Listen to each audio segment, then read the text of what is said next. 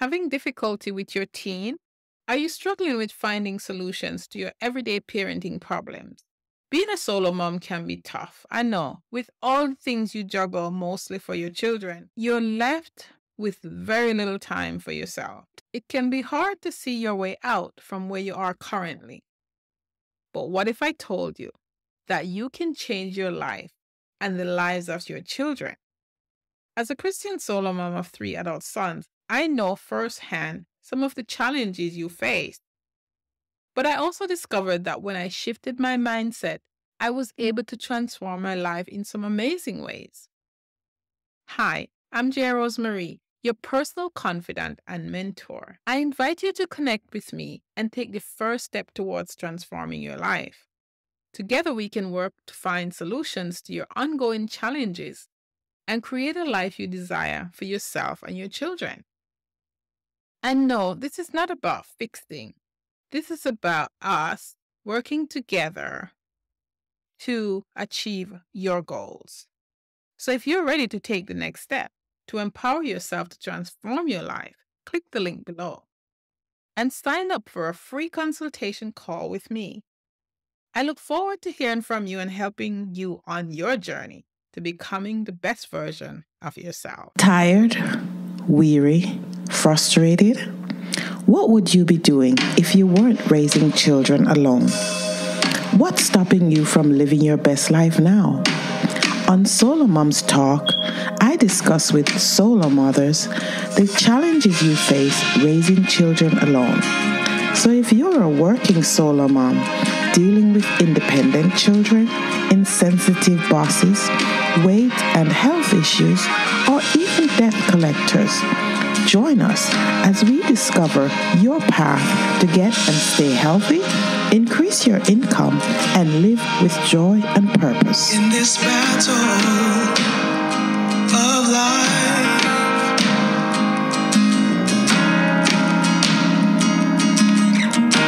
it's hard to keep your head above the water.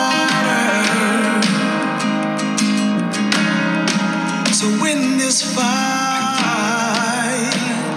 My guest today is Kim Becker, a motivational and inspirational speaker and an award-winning author of 2 books about beauty, cancer, and the amazing scope of the human spirit. Welcome, Kim.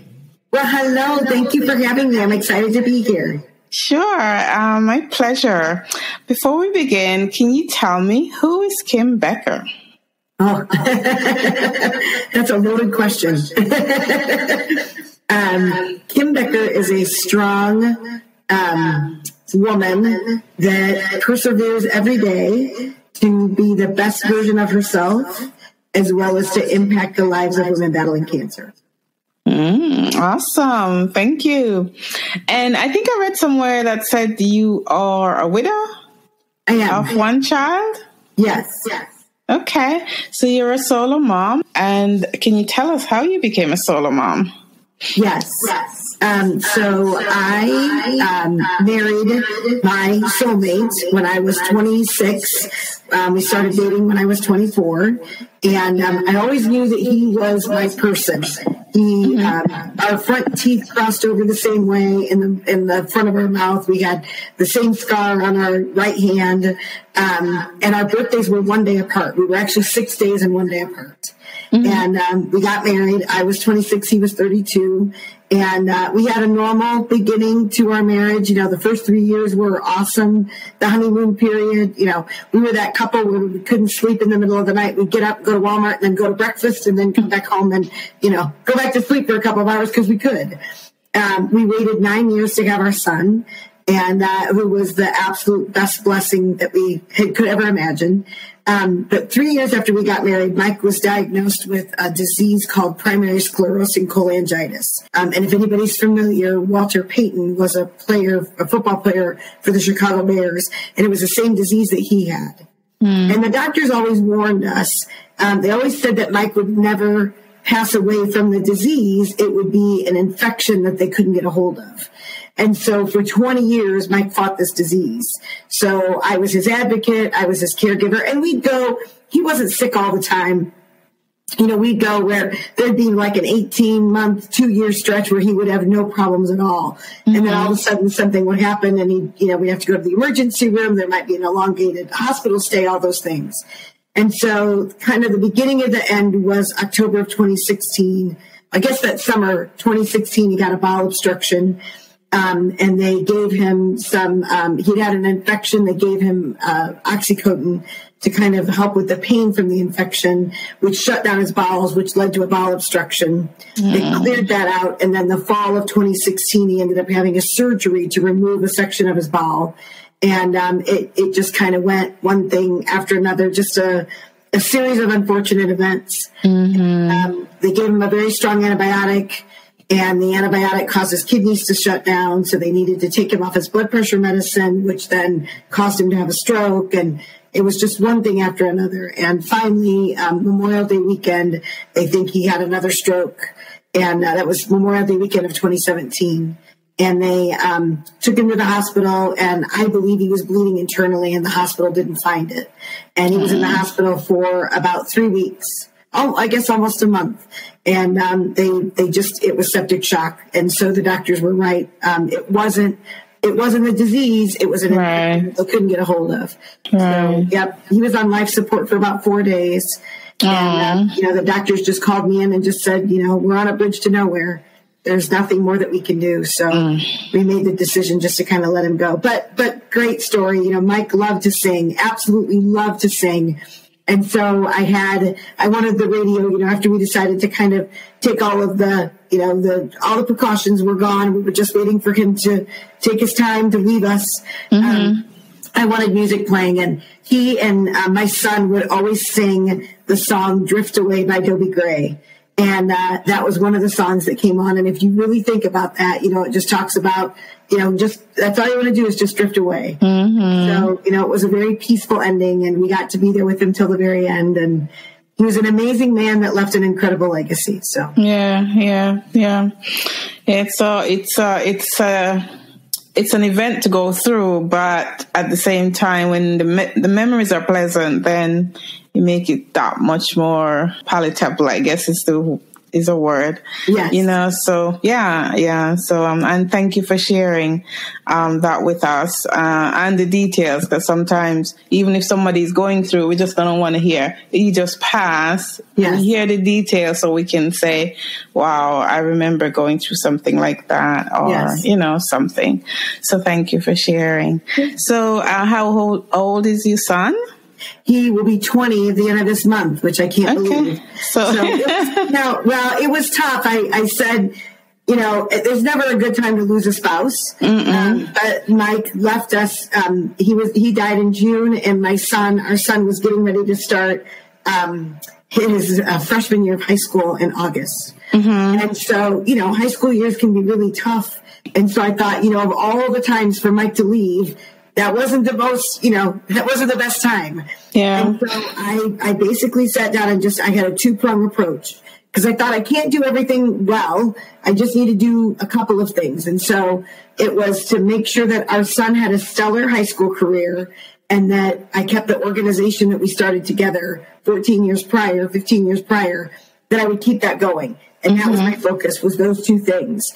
And I just needed to get through that. And so we did a really great job. I think that what I was talking with somebody today, and I said, when you lose a spouse, and you become a solo parent, I'm beginning to learn that one of the things that happens with women is that you don't stay the course. You get freaked out.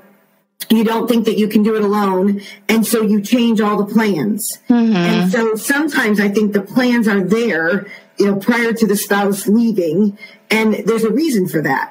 And so what I was determined to do was just stay the course of all the things that Mike and I talked about. So, we knew that our son wanted to go to a Catholic high school. We knew that we wanted him to go to college, and that we didn't want him to take out student loans. We knew all of those things. And so what I remember, all those conversations, I just stayed that path. I didn't disrupt that course. And so I feel that that's one of the reasons that we've been successful. My son had a stellar high school career.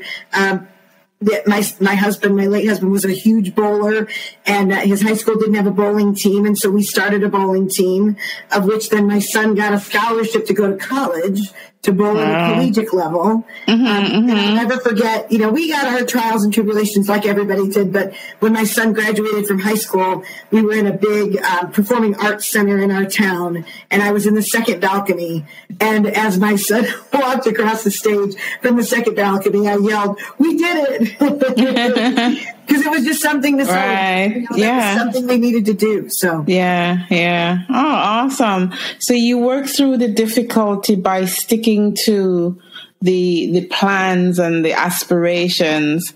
And I imagine that helped your son kind of, to center him in a way. You didn't fall apart, and you sticking to things allowed him not to fall apart. That's what I'm thinking. Yes. And that was true. One of the things that I did was I sought grief counseling. I'm a very strong, independent woman, and it was tough for me to do that. It was tough for me to find a grief counselor to be able to say, look, I'm not sure I can do this on my own. But that was one of the best things I did. But the other thing that I did was I sought out a child psychologist. And I just kept saying to Seth, I kept saying, your dad will kill me if I screw you up. And so I can't, all the things that we did to get you to this point, I can't undo. Right. And so we went to a child psychologist, and I just remember, saying, look, I need tools. I've never been a single parent before. I didn't get into parenting to become a single parent. That was never my plan. But if I'm faced with this, if this is where I need to be, then I need tools. I need communication tools. I need things to make sure that, and I need a backup plan. If I can't handle something for myself, I needed to build a relationship with somebody that could help me through those spots if that's what I needed to do. Yeah. And so those were the best things that I found. I read a book once called The Gap in the Game. And it's, do you stay in the gap or do you stay in the game? And so that would be, if you decided that you were going to go and lose weight, and you set your goal at 20 pounds and you only lost 14, do you concentrate on the 14 that you lost, or do you concentrate on the 6 you didn't lose? And so in that, they talked about those kind of things. And so I really try and celebrate our successes. Even if we didn't make it all the way, we celebrated the successes. But the other thing that they talked about, sometimes it's not the what, it's the who. It's not the what to do. It's, who can help you through it. And so finding a grief counselor and having difficulty with your teen? Are you struggling with finding solutions to your everyday parenting problems? Being a solo mom can be tough. I know. With all the things you juggle mostly for your children, you're left with very little time for yourself. It can be hard to see your way out from where you are currently. But what if I told you that you can change your life and the lives of your children? As a Christian solo mom of 3 adult sons, I know firsthand some of the challenges you face. But I also discovered that when I shifted my mindset, I was able to transform my life in some amazing ways. Hi, I'm Rosemarie, your personal confidant and mentor. I invite you to connect with me and take the first step towards transforming your life. Together, we can work to find solutions to your ongoing challenges and create a life you desire for yourself and your children. And no, this is not about fixing. This is about us working together to achieve your goals. So if you're ready to take the next step to empower yourself to transform your life, click the link below and sign up for a free consultation call with me. I look forward to hearing from you and helping you on your journey to becoming the best version of yourself. Making sure that I went to a child psychologist to be able to say, look, I don't have all the answers. I never thought I'd be in this position. How can you help me through this? So that I give him the tools, and me being strong through this and us being able to talk about things through this. I wanted to show him the power of communication. So, and it was very difficult. So the backstory on this was, my late husband and I started a salon, and we had a very successful salon. We had 17 stylists and a massage therapist and a receptionist, and we sold that salon to start a nonprofit. Well, the time that we were in the salon, I worked. My husband was a stay-at-home parent. And so I had to work really hard to have a better relationship with my son because it was my husband that spent all that time with him. He was the go-to person. He was the caregiver. He was the one that, when he was sick and so that I was, I was the breadwinner in the family during that time. And so I had to really work hard at building that relationship with my son because I had it, but I didn't have the bond that my husband had. And so because of that and because of the focus, my son and I have an excellent relationship now, but it takes a lot of hard work. It doesn't come easy. Yeah, absolutely. Thank you. Thank you for sharing so much. I appreciate you. Also, could you tell us a little bit about the nonprofit and, what it does? Sure. So, as I said, I'm a hairdresser by trade. And so the story goes that when we opened our salon, it was my husband that said to me, I have the perfect name for the salon. We should call it Hello Gorgeous. And I said, that's the stupidest name I've ever heard. We're not calling it Hello Gorgeous. And he said, no, it'll be really great because every time you answer the phone, you get to say Hello Gorgeous and it'll make people smile on the other end. I said, yeah, it's stupid. We're not doing it. So we owned the salon for 10 years. And all the time there was always something that was missing and I didn't know what it was. And we were on a road trip back from Indianapolis, which is about 3 hours south from where we live. And Mike and I were having this conversation about how I knew there was something more we should be doing and I didn't know what it was. And all of a sudden it fell on my heart. And I said, I know what we need to do. I said, we need to have a mobile day spa that caters to cancer patients. We need to have this beautiful, elegant palace on wheels that'll show up just a few feet from her home and make her feel like a queen for a day during a time where she doesn't feel very special. And we'd owned a business and, you have your trials and tribulations through entrepreneurship. And I told him, we're going to get out of the salon and we were going to do this. And he was all for it until I told him we were going to do it for free. And then I watched all the color run out of his face and he said, how are we going to do this? And I said, I don't know. I just know it's what we're supposed to do. And so, we talked about it and he couldn't fathom it. He couldn't wrap his brain around it. So 10 years had passed from about this moment to where we are right now, from the time we opened the salon to this point. And our son was in the backseat of the car when I was having this conversation. Seth woke up from his nap. And as we were walking into, we wanted to let him stretch his legs. We were walking into a McDonald's play area. And I looked at Mike and I said, you know what, Mike, this is supposed to be called Hello Gorgeous. I said, the salon was never meant to be called Hello Gorgeous. This is supposed to be called Hello Gorgeous because when these women feel the way that they do, that's how they deserve to be greeted. And so he didn't want anything to do with it. He didn't understand it, couldn't figure out how we were going to do it. But after 6 months, I tell you, it became his life's work. And it was really, it's been amazing. So Hello Gorgeous basically treats women with cancer to a day of beauty. We want to help women with cancer smile when they look in the mirror. And we found that it's the doctor's job to treat her cancer, but it's our job to make sure she looks really good while she's going through it. Because if she looks good, she'll participate in her normal everyday life, whatever that looks like. Whether it is to, be a mom, whether it's to be a Fortune 500 CEO, whether it's just to be a sister or a caregiver, whatever that looks like. When you feel better about the way that you look, you show up bigger and better in whatever capacity it is. And so that's what we at Hello Gorgeous do, is I want to make sure that every woman with cancer can smile when she looks in the mirror at her reflection. That's what I can be able to do. That sounds awesome. And, you hit the nail on the head with that because, I can't imagine what a cancer patient experience, but I have seen pictures of the devastation since we depend on our beauty so much as women, you just couldn't pick a better thing to do. I just think it's awesome. Yeah. Well, and I think it's so much too, being in the beauty industry is, as long as I was, and personally, right? If I'm having a good hair day, all is right with the world. If I'm having a bad hair day, watch out, because don't talk to me, don't approach me. And so then you've got these women that don't have any hair, but then they're dealing with the side effects of their treatment. They lose their eyebrows, they lose their eyelashes, they lose their nose hairs and their hair. And if it's breast cancer, they lose their breasts. So what we try and do is just give them some semblance of their femininity back. We can show them how to draw their eyebrows on. We can show them how to make it look like they've got eyelashes. We can give them a wig if they need one. We talk about the second book that I wrote is called I Promise to Put My Lipstick On When I Get There. And it's basically a what to expect when you're expecting, but for a cancer patient. Women don't understand that, or there are women that have never gone through this that don't understand. Your physique can change if you have a mastectomy. Things that maybe looked a certain way don't look that way. So how do you dress for the new body that you have? How do you put the right colors on with the way that your skin tone changes because of the cancer treatment? It's all those 2 millimeter, and they're not huge things. They're just 2 millimeter shifts that if you do those and you do them consistently, it makes a huge difference, and you can look in the mirror and smile when you see your reflection. Yeah, wow. That's pretty awesome. I'm a little bit speechless. But yeah, thank you for doing that.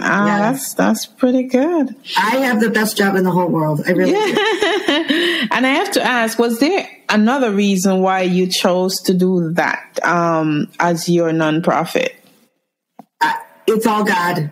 Okay. It's truly a calling. There is no way that Mike and I always teased, because I was a hairdresser and he had a degree in pre-Columbian archaeology from Purdue University.